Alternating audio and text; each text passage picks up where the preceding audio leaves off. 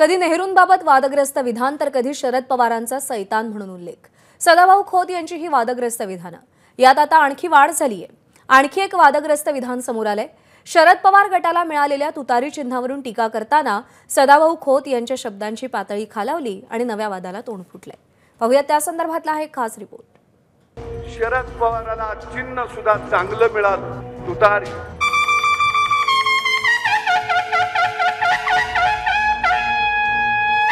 तुतारी 2 वेळा वाजवली जाते। एक लक्ष्मीच्या पावलानं नहुरी याला लागली आणि नहुऱ्याला हळद लागली की तुतारी वाजते, आणि दुसरं पावल स्मशान भूमीकडे जाताना तुतारी वाजते। हे शेवटची घटका आहे, मी तुम्हाला सांगतो। आता तुम्हाला तुतारी वाजवीत जायचं आहे। तुतारी नव्यानं वाजवणार आहेत, ही तुमची अवस्था, ही तुमची परिस्थिती, ही तुमची लायकी।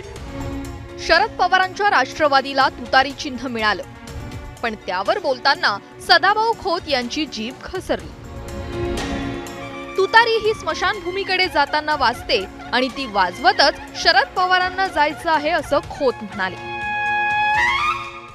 शरद पवाराला चिन्ह सुद्धा चांगलं मिळालं, तुतारी। तुतारी 2 वेळा वाजवली जाते। एक लक्ष्मीच्या पावलानं नहुरी याला लागली आणि नहुऱ्याला हळद लागली की तुतारी वाजते, आणि दुसरं पावल स्मशान भूमीकडे जाताना तुतारी वाजते। हे शेवटची घटका आहे, मी तुम्हाला सांगतो।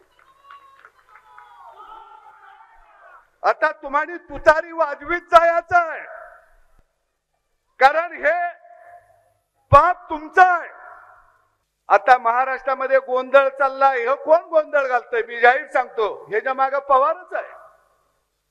महाभारतातला शकुनी मामा आणि कलियुगातला शकुनी मामा कोण असेल तर त्याचं नाव शरद पवार आहे। हा शकुनी मामाच आहे। देवेंद्र फडणवीस यांनी हा महाराष्ट्र सुसंस्कृत न ठेवता छिचोंदर लोकांचा महाराष्ट्र ठेवलेला आहे, आणि त्याच्यात गोपीचंद पडळकर आणि सदाभाऊ खोत या लोकांची नावं अग्रस्थानी आहेत।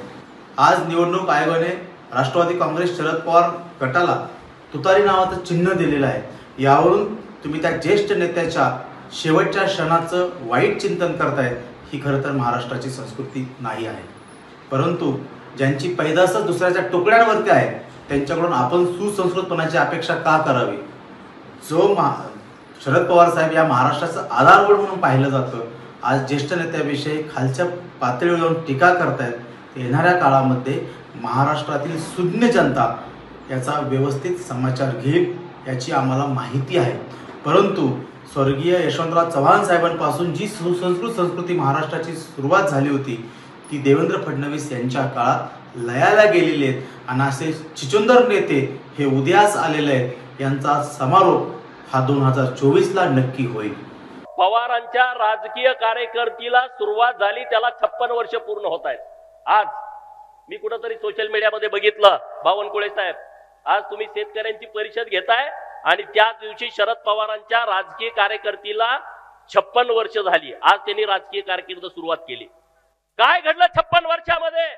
अरे 1978ला पवार या महाराष्ट्राचे मुख्यमंत्री झाले। त्यावेळेस आमच्या देवेंद्र फडणवीस साहेबांचं वय होतं 8 वर्ष। किती? 8 वर्ष। योगी आदित्यनाथ यांचं वय होतं 5 वर्ष। ममता बॅनर्जी यांचं वय होतं 11 वर्ष।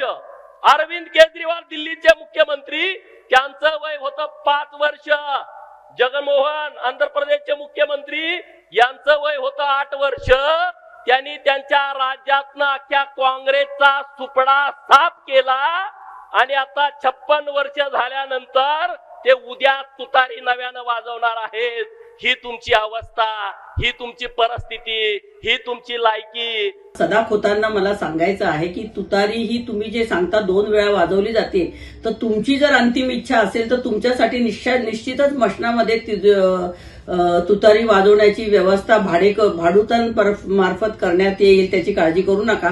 त्याचप्रमाणे पडळकर हे जे नेहमीप्रमाणे बडबड करतायत, त्यांना असं वाटतं, मला तर पडळकर म्हणजे बेड्या ठोकलेला मंगळसूत्र चोर, पोलीस स्टेशनच्या बाहेर बसलेला, पण भाजपने आमदार देऊन मोठा बनवलेला हा पडळकर जे काही भुंकण्याचे कामं करत असतो तो इतक्या वाईट प्रकारे जे बोलतोय, तर मला असं सांगायचंय त्यांना की शकुनी मामा असतील किंवा आणि कोण दुर्योधन असतील, दुःशासन असतील, रावण असतील, हे सगळे तुमच्या पक्षामध्ये भरलेले लोक आहेत.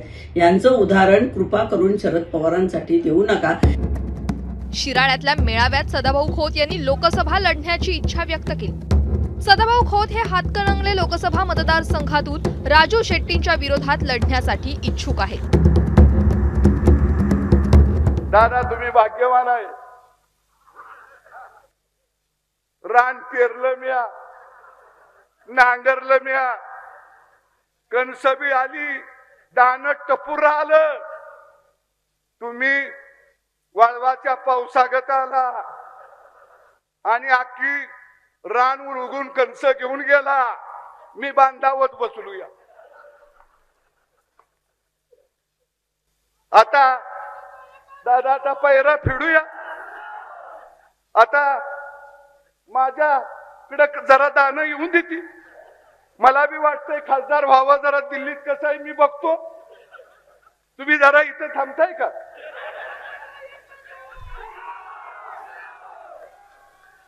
नाही, दादा बी माझा सहकारी आहे, पण दादा मला बी वाटतंय जरा दिल्लीत जावावं, या गाड्यांचं तिथं मांडावं.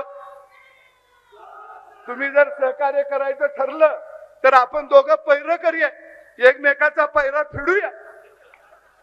आणि दादा मी खासदार झालो की खांद्या घेऊन मिरवणूक मी तुमची काढतो.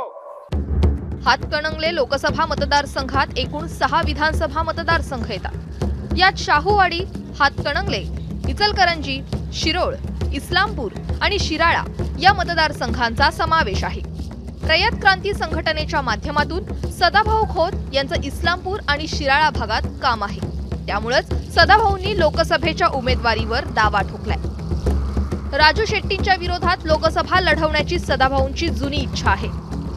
पवारांवर टीका करून सदाभाऊंनी आपण भाजप सोबतच राहणार असल्याचं सांगितलंय.